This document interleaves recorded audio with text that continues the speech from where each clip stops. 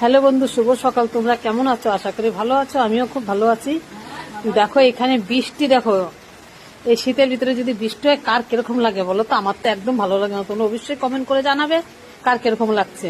এই দেখো বৃষ্টি,